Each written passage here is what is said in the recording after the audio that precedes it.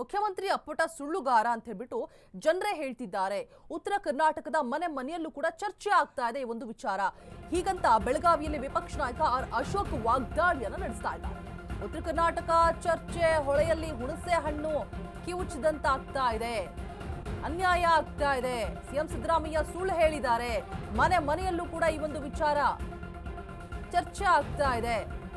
ಅಶೋಕ್ ಚಾಟಿ ಬೀಸ್ತಾ ಇದ್ದಾರೆ.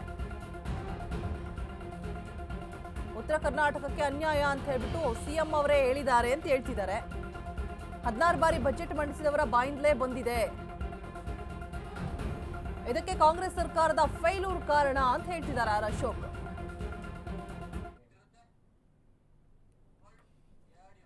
ಪಿಡಬ್ಲ್ಯೂಡಿ ಬಜೆಟ್ ಅನ್ನ ಮಂಡಿಸಿದಂತ ಒಬ್ಬ ವ್ಯಕ್ತಿಯ ಬಾಯಿಂದ ಇವತ್ತು ಉತ್ತರ ಕರ್ನಾಟಕ ಅನ್ಯಾಯ ಆಗಿದೆ ಅನ್ನೋ ಮಾತು ಬಂತಲ್ಲ, ಅದೇ ತಪ್ಪು.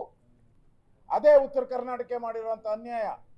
ಅದನ್ನ ಹೇಳಕ್ಕೆ ಕಾಂಗ್ರೆಸ್ ಪಾರ್ಟಿಗಾಗ್ಲಿ ಮುಖ್ಯಮಂತ್ರಿಗಳು ಏನು ಯೋಗ್ಯತೆ ಇದೆ ಅಂತ ನಾನು ಕೇಳ್ತೀನಿ. ನೀವೇ 16 ಬಾರಿ ಬಜೆಟ್ ಅನ್ನ ಮಂಡಿಸಿ ಉತ್ತರ ಕರ್ನಾಟಕ ಅನ್ಯಾಯ ಆಗಿದೆ ಅಂದ್ರೆ ಇಟ್ ಈಸ್ ಯುವರ್ ಫೇಲ್ಯೂರ್. ಆದವರೆಲ್ಲ ಮುಖ್ಯಮಂತ್ರಿಗಳು ಕಾಂಗ್ರೆಸ್ ಅವರೇ, ಎಲ್ಲ 60 ವರ್ಷ ಮುಖ್ಯಮಂತ್ರಿಗಳು ನಿಮ್ಮವರೇ, ಪಿಡಬ್ಲ್ಯೂಡಿ ಮಂತ್ರಿ ನಿಮ್ಮವರೇ, ನೀರಾವರಿ ಮಂತ್ರಿ ನಿಮ್ಮವರೇ, ಸತತವಾಗಿ ನೀರಾವರಿ ಮಂತ್ರಿಗಳು, ಸತತವಾಗಿ ಪಿಡಬ್ಲ್ಯೂಡಿ ಮಂತ್ರಿಗಳು. ಯಾಕೆ ರಸ್ತೆಗಳ ಹಳ್ಳ ಬಿದ್ದಿದೆ? ಮಾತು ಬದಲು ಏನ್ ಹೇಳ್ತಾರೆ, ಇಡೀ ರಾಜ್ಯಕ್ಕೆ ಅಂತ ಹೇಳ್ತಾರೆ. ನಾಚಿಕೆ ಆಗ್ಬೇಡವ ಇವ್ರಿಗೆ? ಪುಸ್ತಕ ಪ್ರಿಂಟ್ ಮಾಡೋ ಜ್ಞಾನ ಇರಲಿಲ್ಲ? ಉತ್ತರ ಕರ್ನಾಟಕ ಭರವಸೆ ಕೊಟ್ಟಿದ್ರು ಎರಡು ಅಧಿವೇಶನದಲ್ಲಿ. ಇವತ್ತೇನು ಹೇಳ್ತಾ ಇದ್ದಾರೆ? ಕೋರ್ಟ್ ಅಲ್ಲಿ ಸ್ಟೇ ಇದೆ, ಟೆಂಡರ್ ಕರೆಯಲಾಗುವುದು, ಗೋವಿಂದರಾವ್ ಆಯೋಗ ನೇಮಕ ಮಾಡಿದ್ರಿ, 6 ತಿಂಗಳಲ್ಲಿ ವರದಿ ಅಂತ ಹೇಳಿದ್ರಿ.